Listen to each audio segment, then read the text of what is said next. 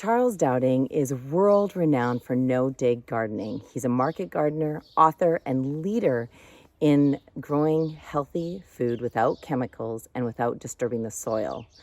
I'm really excited for you to join this conversation as we deepen into new understandings about no-dig, connecting with nature, how language is misused and misunderstood in farming and gardening, and how soil is connected to our health. I'm Natalie Forsbauer from Heart and Soil Magazine, and I'm really excited to see you here. Heart and Soil Magazine is the magazine and resource people go to learn about regenerative farming and gardening and regenerative living from experts, farmers, leaders, and scientists in the regenerative space. It's full of interviews, resources, strategies, stories, tips, and how to be an advocate for yourself and for the planet, to live regeneratively, to exist and coexist regeneratively. It's an amazing community that amplifies global regenerative health and planetary health through regeneration. If you haven't subscribed yet, I invite you to head over to heartandsoilmagazine.com, click on that subscribe button, and join us for just $39.99 a year.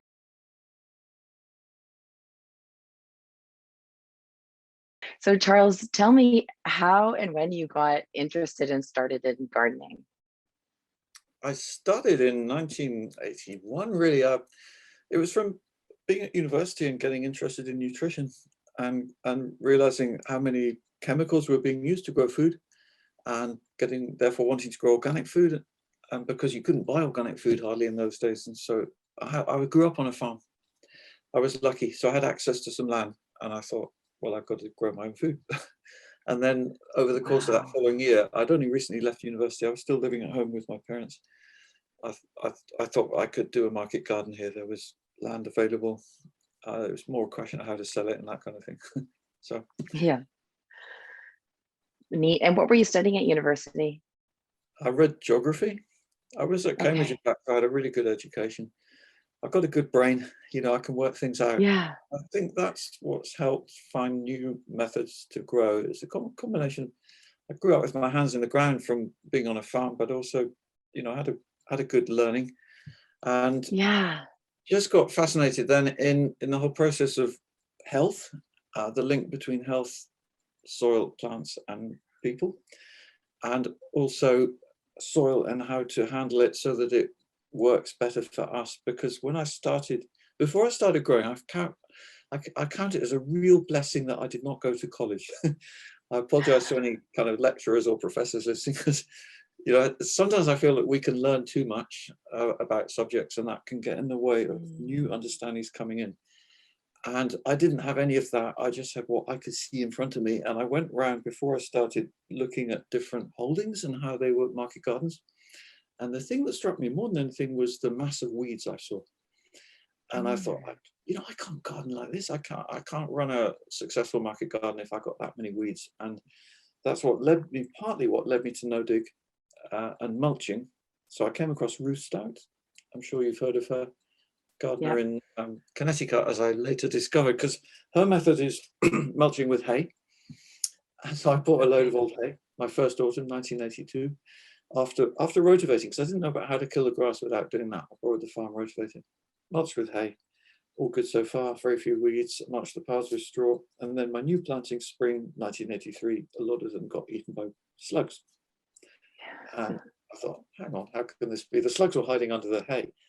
Ruth Stout does not really mention slugs very much, but she's from a very dry climate with a really cold winter. So I think slugs are not really an issue there. So Right. that's what led me to think, oh God, I can't do this anymore. I can't mulch with hay. So I got compost, mulch with compost. That the long and the short of it is. Oh, that's amazing. I'm so curious. My dad was going to university too, and then he decided he wanted to be a farmer. So that's kind of cool that we share that Nice. um, connection. And he too was somebody who just really he's a steward of the land. He really digs into learning. He's like, I just recently moved to a farm here in Saskatchewan, and I'm asking him all these questions, and he said, just watch. Just Really? observe. Yeah, totally. Yeah, he's like, that's the best way to learn, because what works here isn't necessarily what's going to work there. So you'll Yeah. learn. You'll learn. Just keep watching. So The, it's such a powerful and you know the saying, pardon there's me. no manure like the farmer's foot. That's what we say in English anyway. And it's a bit like Oh, in really? I love it. whether it's American or Canadian, there's no manure like the gardener's shadow. And it basically what both of those are saying, being there is the thing that's more worthwhile to you than Mm, any reading. And but also you've got to have the ability to understand what you're seeing. So you do need some knowledge. But always, yeah, always keep your eyes open. Don't be afraid to make conclusions that might seem odd at first or contradict what you've been told, because there's a lot of false information out there. I've learned that to my cost. And I hear it back from other people all the time. They say, I've yeah. told that or I've read that, and they'll come out with something totally false. But it's a commonly believed thing. And there's a lot of unlearning to do Yeah. for a lot of us. Yeah. Oh, that's so true. So poignant. So I'm really curious though, what connected soil to healthy food for you? Well, I joined the Soil Association in 1981. And at that time, they Wow. were, or I'd also had access to some of their older publications. And they are more true to the name than some of the later work they did. Soil Association, it was all about that link, soil, plants, health, and health, healthy soil.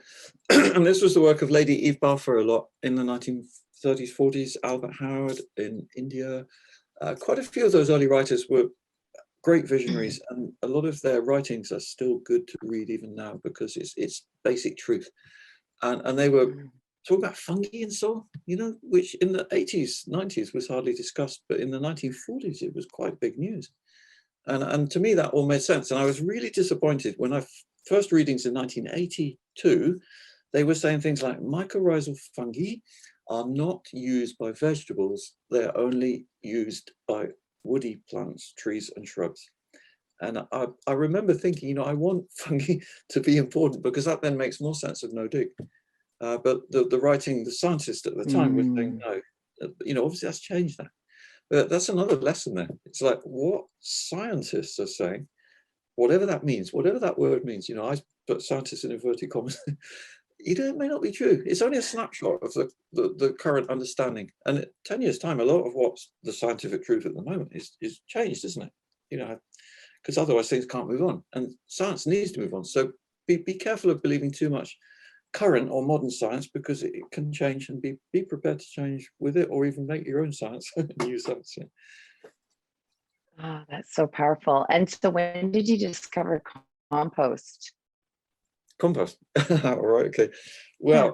Well, I would say until recently, I've not been a very good composter myself, but I'm always learning about compost, and it's such a fascinating. It's a whole nother subject, compost. As you know. It is. When I'm teaching here, it's fascinating actually because what I notice is we'll be have a group here and we're looking at the garden. We'll talk about no dig, and then we get to the compost heaps, and their whole level of interest, which has been pretty high until then, it even goes up another notch. And I see that eyes really light up, and it's a subject that interests so many people. How can you turn waste into something really good, which is exactly what you can do. You can Yeah. the black gold famous phrase. You can do it, but you do need to know certain things, and it's taken me a long time to work it out on a small garden scale, which is where I'm operating on a small scale. I'm running a market garden, but it's not very big. It's just a bit bigger than a quarter of an acre. Very intensive, Yeah. high output, and that's enabled by having really good compost. So that is quite key to it. It's not the only thing that makes Mhm. it all work, but if you can make really good compost. And one thing I found in our climate, for example, where it rains quite, say 40 inches a year, 35, 40 inches a year, pretty steady through every month, Mm. that having a roof over the compost heap is really worthwhile. In other words, keeping most of that rain off it. It means occasionally you'll need to water, but the benefits far outweigh the disadvantage. And mostly in that kind of rainfall level, you'll have compost with too much moisture, which excludes air, which means it goes anaerobic. So to get aerobic sweet compost, see if you can work out a way to keep the rain out. That's my number one tip. Yeah, that's cool. I love that tip on your compost pile. I'm from the west coast of Canada, BC. So it's we live in the rainforest. So we have What similar is your kind of rainfall? problems. And Pardon me? Sorry. What is your rainfall per year? Do you know how many You know, inches? I don't. It's a lot. I mean, it's a lot. And unfortunately, I don't know in this moment, but it's Okay, we can go days but and that days and kind days of, with rain. Natalie, that sort of information, I'd urge you to do some homework on. You know, those kinds of things. I've always been really interested in the weather, and weather is Hmm. worth studying if you're even just for a humble gardener, you know, small scale. But the more you know about the weather, the more informed you can be in making choices, weather and climate. But they're both highly relevant. So yeah, rainfall Yeah, totals. that's awesome. I love that. And I'm in Saskatchewan now, and it's really dry, so I have my entire garden mulched in straw, and so I don't have that problem with the slugs that you were talking No, about. So I totally get that. And okay. yeah, and when I made my compost pile, I've never made a compost pile the way you do with the slats. So I grew up with making kind of like more like biodynamic compost piles, just like Open. static heaps. Yeah. Yeah, and then we also, as things have evolved, my family has been farming since I guess the like 1970s. So as things evolve, now we have a compost turner and we have big long rows and stuff like that. But um, where am I going with this? So I'd never done, the pallets and that. So I set up pallets to make my compost piles out here just to test it, just to see what it was like. And so I'm just in like halfway through, probably with my first compost pile, and it heated up really nicely. It's retaining the heat, and I flipped it. You might decide that it's not for you. I mean, that's why there's no wrong Yeah. really about all of this. I'm showing one way. It clearly works for me, but other people, I love it. That's the best bit about gardening and farming. That it goes back to what we were saying at the beginning. You know, just be there, observe, work things out. Yeah, that's so powerful because I remember this is probably the first compost pile I've actually made on my own too, because otherwise Okay. it was with my brother, is it with my dad and with my family. And so I'm farming on my own here. And I was really nervous about it. I was like, what do I do? And how much do I put in? How much green, how much nitrogen? And is it going to heat up or is it just going to like stay flat? So it was, it's amazing, the roller coaster ride of emotion and the attachment that we can have to like wanting to do it right. And what was really cool is I was eventually, and I did it with my two girls who are 13 and 14. I was like, well, we're going to put this together and then just see what happens. The worst thing that happens is that we have to redo it, and we have to add something more. Like if maybe we need more like browns, or maybe we need more greens. So we'll just see. We'll just see what happens. And so having that shift to being a learner in the garden instead of being the control of wanting to have certain results is really, really powerful.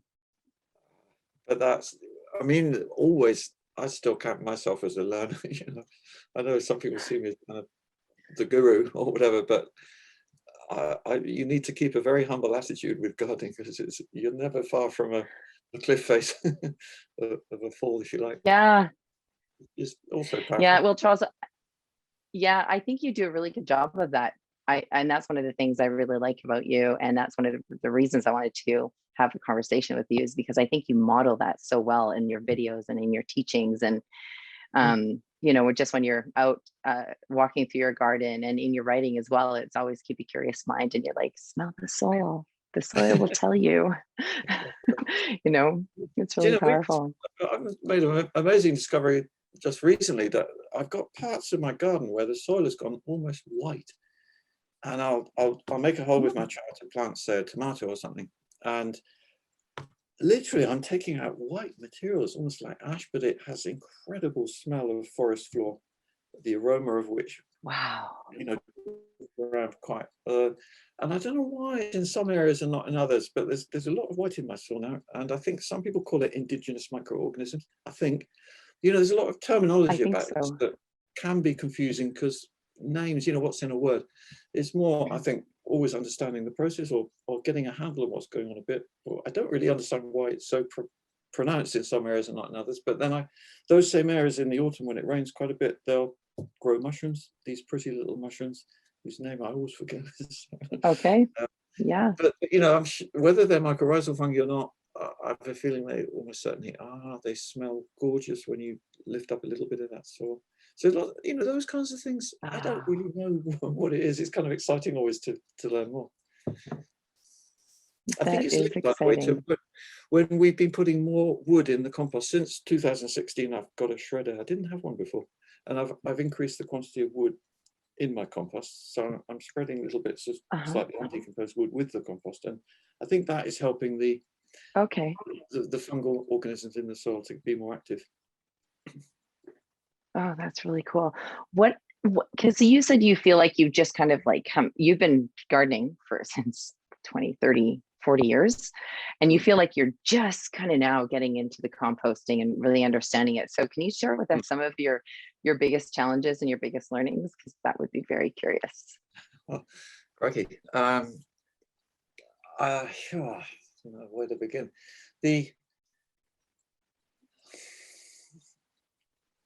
What's really helped me to even want to learn more over the last 10 years has been the level of interest I'm meeting in the world. Before I made videos, my first video was 2013, No Dig Abundance. And my first book was before that, was in 2007, or came out in 2007. And before those times, I was not really aware of how much interest there could be in what I'm doing. And because I keep getting asked so much questions and meeting this interest in social media and so on, that's brought me to want to understand more myself so I can give better answers. Is something like that. That's fueled the I love initial it. desire. And before that, I was doing great gardening, but I wasn't always didn't really understand what I was doing. Almost, I was no dig. I was no dig in the 1980s, but I wasn't making a big noise Wow. about it. There wasn't a great level of interest in it. We had the BBC in my garden, the British Broadcasting Corporation, primetime national television. Yeah.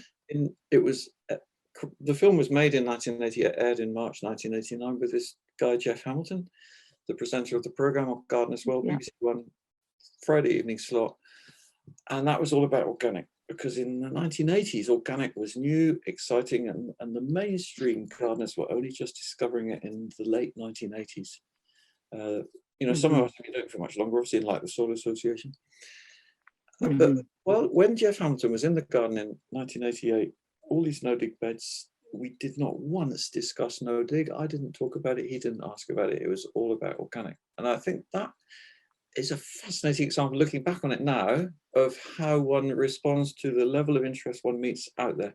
If he'd started asking me about no-dig, I'd be delighted to reply, but it wasn't in the frame of what people wanted to know at that time. Whereas really since about, say, 2007, when my first book came out, and then also 2015, I remember I think it was the World Year of the Soil or something like that, UN World Year of Soil, whoever it was. That also was a big leap forward, so to speak, in soil. And so all the time, the momentum me building to find out more about soil and about no-dig, and also why it's so successful. It clearly is, but no one had really asked me in a specific way why, and that's fueled me to learn more myself. So it's been building like that. Does that Oh, make that's amazing. Yeah, it's very curious. And the same thing what you said about compost, right? Because sense? before, I remember Mhm. growing up with compost, and honestly, people's eyes just kind of glazed over and they had absolutely no interest in it. And now people, I mean, almost every second or third question I get is about composting. What kind of composting should I do? How do you compost? Where do you start? Yeah. I mean, Yeah. the questions just go on and on and on. Yeah, totally. I mean, no dig, if I talked about no dig 10 years ago, it would have a ripple of interest. And there's always been a hardcore of people. Salute to you if Yeah. you're one of them, who've been interested in it from the beginning. It's made, because it makes sense. Yeah, that's a common reply I get. And it's one thing I love about my teaching is that I can definitely reach people on quite a deep level, because it's resonating. It's resonating with them, I think, at quite a deep level. New understanding. This is much more than just reading a book and a technique, rules, methods that you learn. This is quite a deep life understanding, even, and how you relate to nature, how nature works. And coming back to that original question you raised, about how the link between soil and health, and that comes to modern nutritional research. It's tying in. There's so many strands of modern research now that are coming back to this one central thing of soil and health and no dig, which is brilliant. Yeah. But, you know, microbes in Yeah. soil, well, blow me down. They're very similar to the microbes in our gut. A lot of people have got the Are gut problems. they? Hang on a minute. Couldn't there be a link here? And then I was having this conversation. I'm writing a book at the moment for a big British publisher who are also at the same time, they've commissioned a big book on nutrition by a well-known nutritionist. And I don't know if I'm allowed to name names at this point, so I'll just keep it anonymous. But I Yeah, said to him, yeah. so incredible. I said, because surely then you'll be in this book, you'll be linking the nutritional research or, you know, modern understanding about nutrition with soil. And he said, you know, we can't really, because it's not been peer reviewed yet. And this links back to what I was just saying about science before. This is why I'm a little bit skeptical about science. In the avenue it's been taken down, and the way science is applied now, I think it's too narrow. It needs to broaden out again. If you go back to the beginning of science, it was in the Renaissance, and it was about us, people, learning more and understanding nature. That, for me, is the definition of science, how it should be used and applied. And it's become very narrow and exclusive. It's only possible even now for people with massive resources and to do, you know, I'm like my trials here. I took my Dig No Dig trial that I run.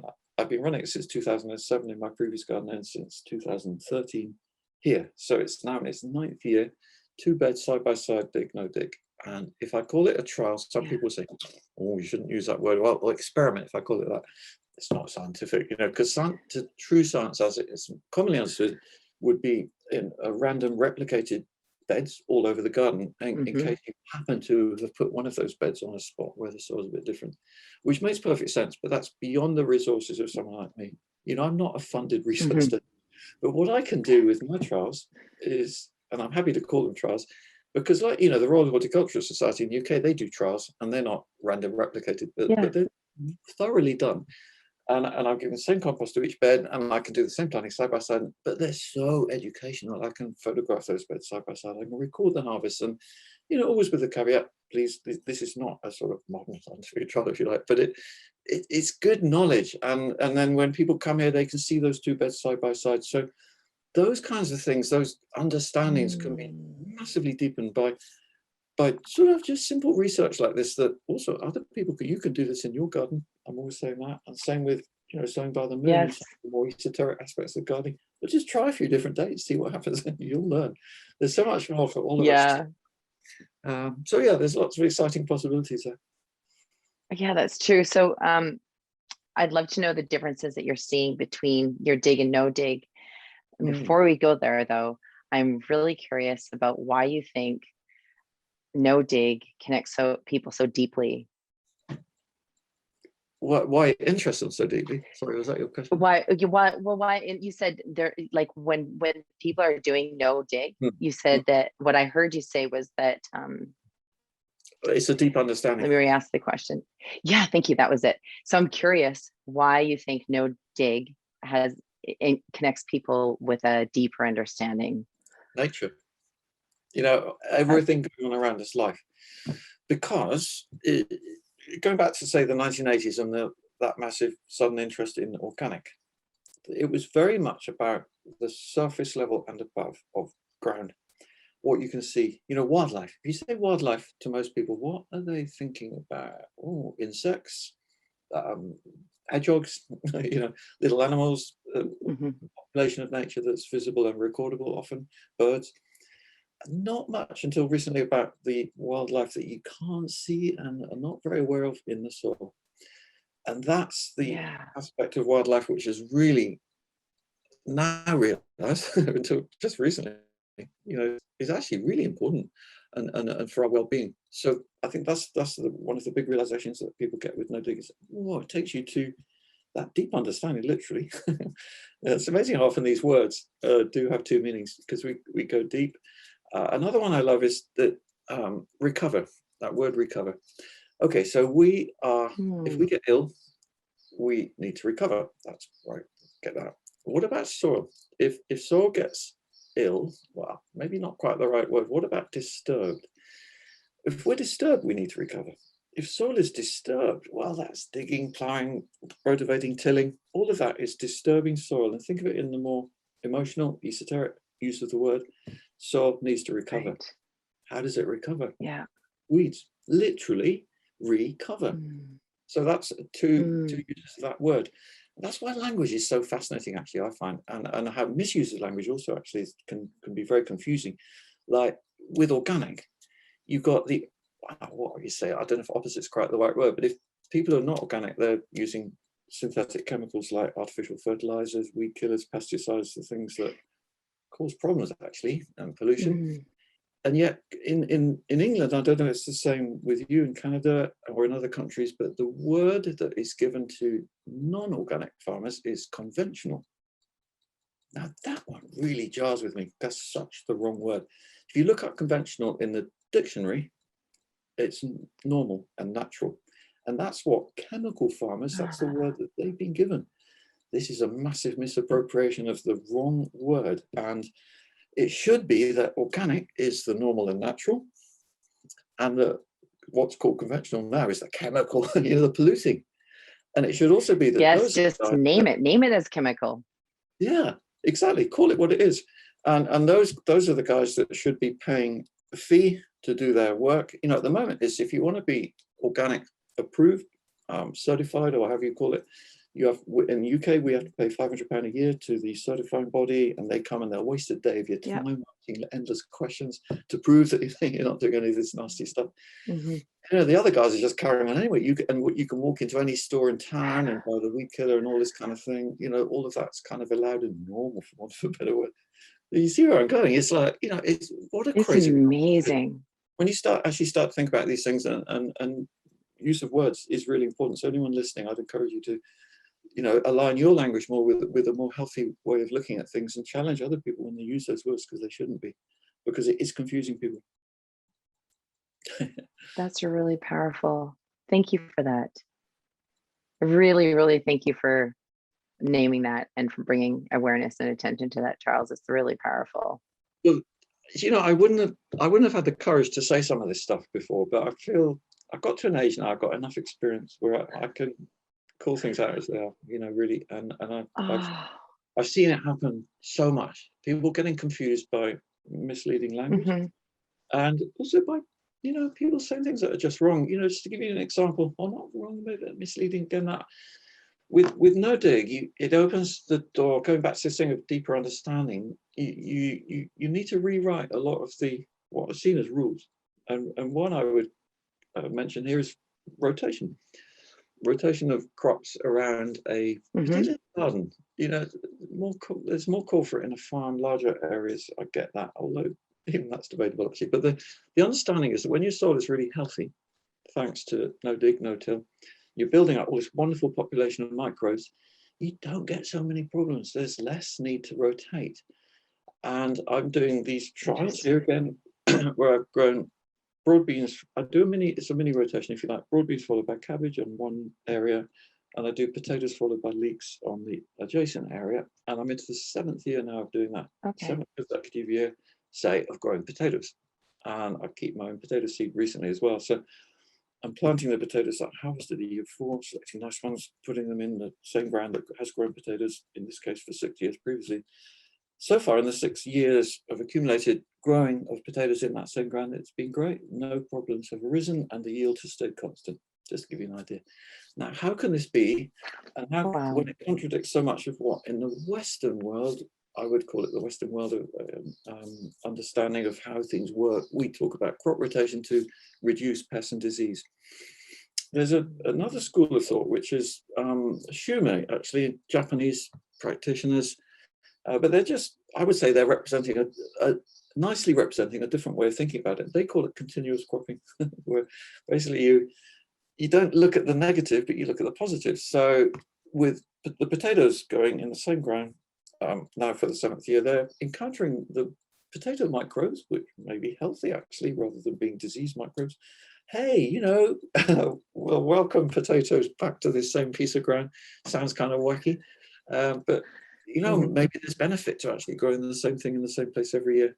But because a lot of vegetables grow in half a year, I'll take the opportunity to grow 2 in 1 year. So I grow my potatoes, then I grow leeks in the same year. So it's potatoes, leeks every year now in the 7th year. And so far, so good. That's working. Wow. I'm not Wow, saying that's really awesome. but it's just interesting because we're so often taught 4-year rotation. And for small gardeners, this is very restrictive because they might have 1 bed only in their garden. And they're, how can I in their head, how can I do 4-year rotation in this 1 bed? Don't worry about it. Look at the positives of doing mixed cropping with lots of plants talking to each other. This is through the fungal networks again, so you can mix things up, and you quite often have plants in same or very similar, very close space that you had before. It's working for me really well in the 9th year there of those beds, for example. Wow. So if I'm a gardener and I'm doing a small scale no dig, I can actually just rotate 1 or 2 vegetables, or maybe even plant the same vegetables in the same place all the time. And how am I building that soil? Am I putting compost back on to once keep a year, replenishing that? Once a year. Really well, yeah. The first thing you want to decide is, in terms of what you grow, is not what the rotational rulebook says, but what you want to eat. So that's what starting point. But yeah, the main fertility.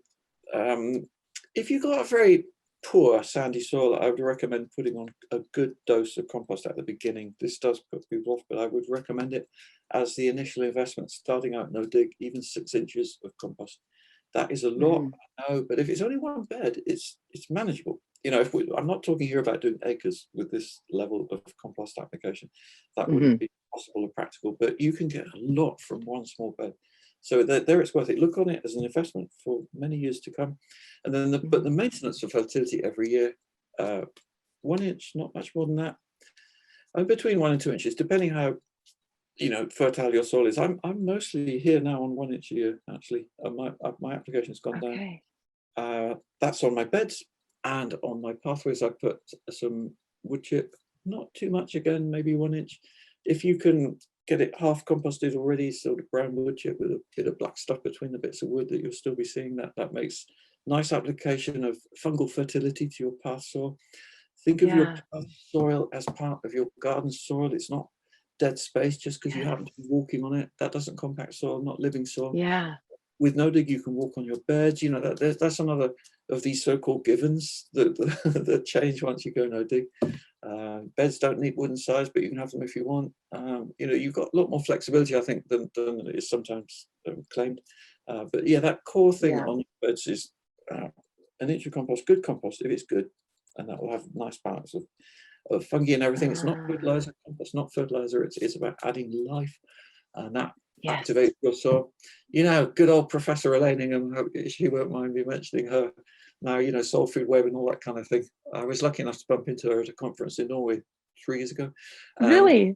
Yeah, and one of her things that she came out with in one of her seminars there was, this is outrageous statement, but get this. She said, there's no soil in the world that does not have enough nutrients in it already. It's just a question of making them available to plants, and that's through the biology, which is, links to no dig and feeding soil with compost microbes, really. And she's got it down to fine art for bigger areas. She's the person to go to. She does. You come across her, obviously. Yeah, lovely. Yeah, well, it's interesting because my dad actually came across her, I think, in the early 1990s. And he was so excited because he said she's going to change the way we farm. And she is changing the way we farm, because he felt like it was giving like the science or the evidence to all the work that you've been doing, and organic farmers have been doing, and biodynamic farmers have been doing. So it was giving scientific evidence that there is life in the soil. And he was really excited about it. He just, everyone he talks to, he's a bit of a hermit. He doesn't leave the farm.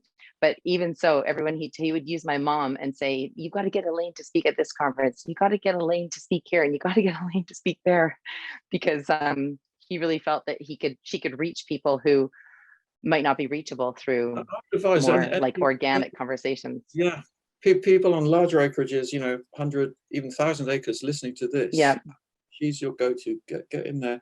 It's not cheap, her initial advice, but you'll get it back more than, because she gives you the information, and learn how to get life in your soil without adding tons of compost, actually, but using the compost tea. Brilliant. Yeah, that's right. I actually did her training. My books aren't a book. My books are on my shelf. Oh, great. Okay. Well, there you go. Yeah. So Charles, let's circle back to what has been your biggest learning about compost? What's been my biggest, learning? What's been your biggest learning about compost or discovery? Like your biggest aha, like where you're like, oh, this is how it works, or this is what it does. God, you know, that's a really hard one to answer, because I guess there've been lots, but maybe not one real standout.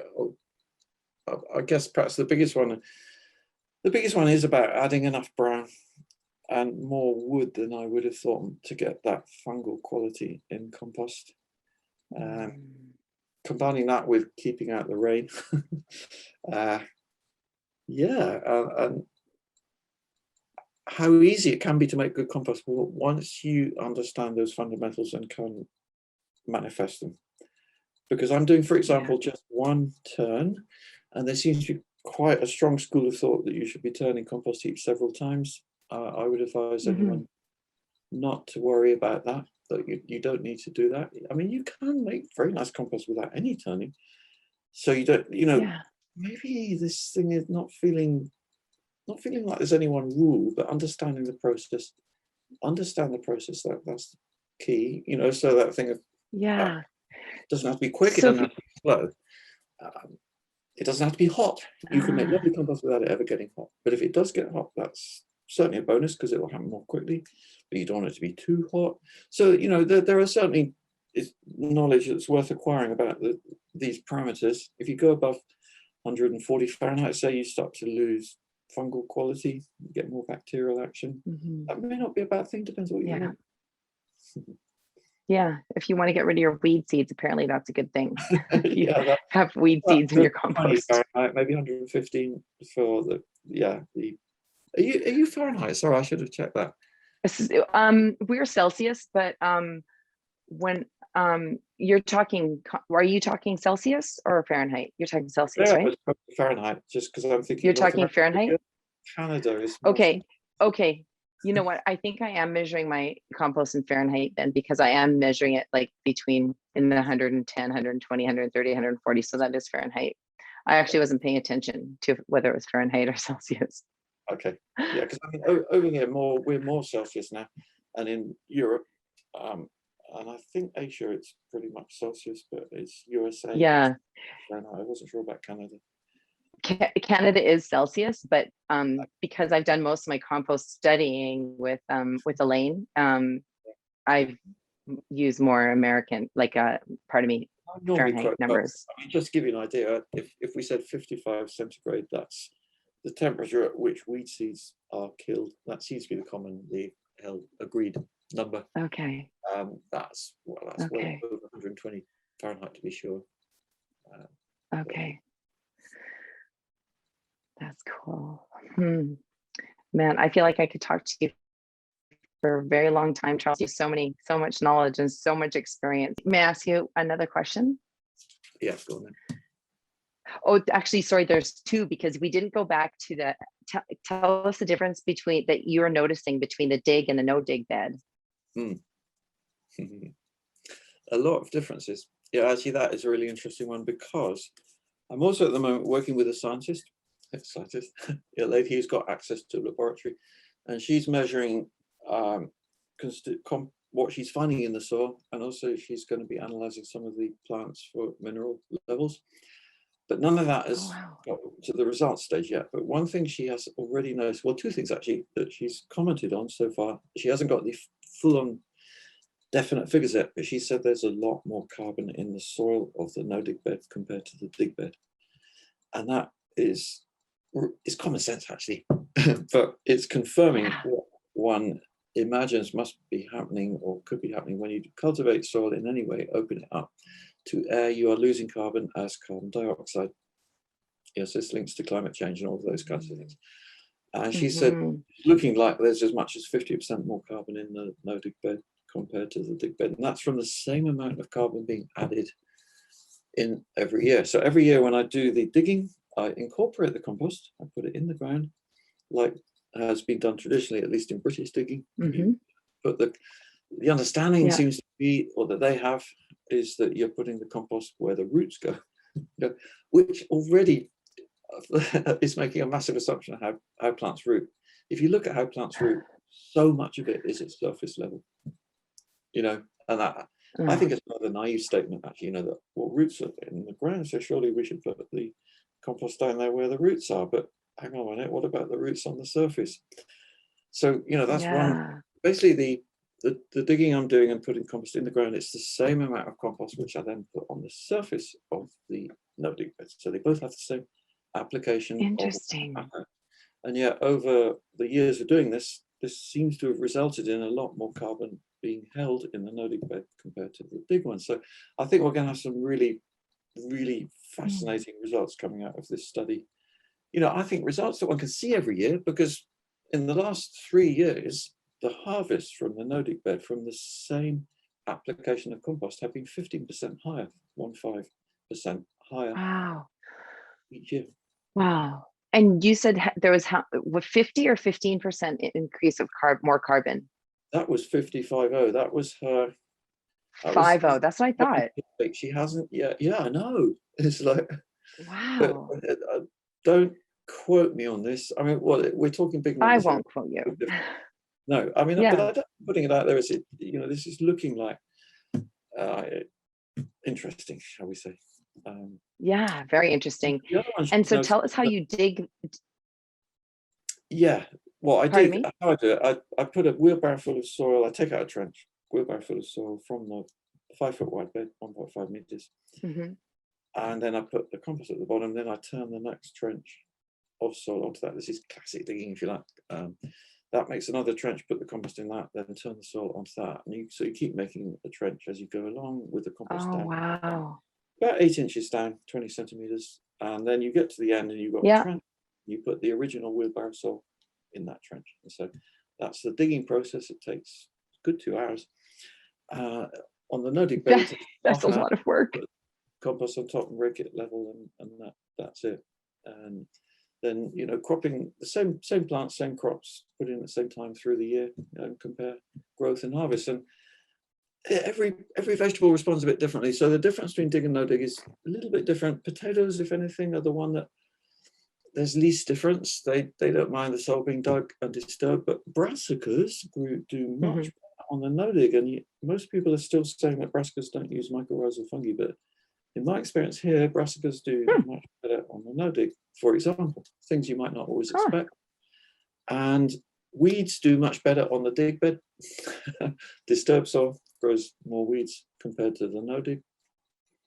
Well, yeah, you know what? That's true, because out there, I'm working on doing all no dig, and there was a small section that I didn't have covered that it was just too much for me to deal with, and I had our neighbor just turn some under, and there's way more thistles in that area than the other part that I have straw covering all winter. And I'm still crying. I'm working through it because there's so many. Work. Yeah, this is what most gardeners are. It's a lot of work. Yeah. But you're dealing with that disturbance of soil, lack of food as well. It's not happy, that soil, so it's having to recover itself. Yeah. It's fascinating. Moisture and watering is a big one. When you haven't got the cover on the soil, applying water is difficult because the water tends to cap. The soil surface hasn't got enough organic matter or structure holding it. It's been cultivated. That's broken the structure, and the water then will gather at the surface and run off. It doesn't sink in very readily. Whereas on the no dig with the mulch, it soaks in better. And the soil scientist Jane has been finding that she did 2 comparative measurements of soil moisture level in the dig and no dig beds. She found that in wet weather, the dig was holding on to more moisture. It was very wet compared to the no dig. Then she came back 5 days later after a lot of dry weather, and she noticed that the moisture level had dropped much faster on the dig bed compared to the no dig, which was therefore much more even in its moisture level, it wasn't getting excessively wet in wet weather. It's not getting excessively dry and dry. It's obviously losing moisture, but the dig bed's losing it fast. Oh. So, again, fascinating. But that mirrors what we're seeing in the Oh. growth. Yeah, these are the studies we need, isn't it? So it's great she's doing that. Yeah, that's so fascinating. I love that you're doing that. And are you familiar with Walter Yenni's work from Australia? He's a soil biologist and a climate scientist. Have you Sorry, seen Walter Yenni's work? Walter Yenni. do you know, I haven't actually. Yeah, well, I'll just he talks about the soil sponge, and so that's exactly what you described, and that's the soil's ability to hold moisture and water. And so if it's compacted, or if it doesn't have enough living or microorganisms in it, then it does exactly what you said. And it's shown that when we build organic matter in the soil, it can sequester more carbon and also hold more water for a longer period of time. It reminds me of like soluble fiber and insoluble fiber, right? The soluble fiber, I think it gives us that long-term energy. And this is biology, isn't it? This is what we're talking here. Well, quite a lot is biology, whereas so much of soil science has been about chemistry. And I've run into this quite a bit, and nutrients. People talk about that a lot because they've been encouraged to, and it's the part of gardening that's easily converted into commercial possibilities. I think this is why there's been far too much interest and attention given to chemistry and nutrient levels, and not nearly enough about what we've been discussing a lot, which is the biology. It's hard to sell biology in a packet. If it was, there'd be much more studies done on it, and we'd hear much more about it. This is why, these are good discussions, hopefully reaching out to more people, kind of undercutting all that commercial information, going right to the core, to you, the listener, and what you can do in your garden, particularly starting out with no dig. Possibilities that opens. It often doesn't involve you spending much money, actually. You don't need to go out and buy lots of fertilizers and pesticides, but I do recommend that you make an initial purchase of compost, perhaps if your soil is not highly fertile. And that compost, that word that we've been using quite a bit, think outside the box with this one. Compost is anything decomposed. It doesn't have to be perfect compost that you buy in a sack and it's all perfectly black and crumbly. It can be quite lumpy. Often when you put it on, you don't need to sieve it. It's any organic matter, including old manure, for example, or old tree leaves. If they've been in heat long enough, that's called leaf mold. Basically compost. Make your own compost as much as you can. That'll be the best. That'll have loads of microbes. And don't be dismayed if your first attempt at making compost is not perfect. You're on the road. You're going to have fun. You're going to have a lot of fun, actually, and each batch will be better, and you'll learn and understand the process more with each time you do it. That's the road you want to go on, and that's the road to discovery and self-realization to a certain point. I know that might sound a bit grand, but you're going to grow with your garden. I mean, that's maybe a good note to to finish on. It's positive. It's all really it's perfect. It's perfect. Yeah, I was going to ask you if there's anything else you wanted to share that we haven't covered, but I think you really summed it up. Because these core understandings, they're not difficult. They make a lot of sense. They are common sense, actually, and they're knowledge that we can all grasp and also build on and grow with, and we can all make more discoveries and share them as well. Grateful you joined us for that conversation and interview. If you haven't subscribed to Heart and Soil Magazine yet, head over to heartandsoilmagazine.com, click on that subscribe button, and join us for just $39.99 a year.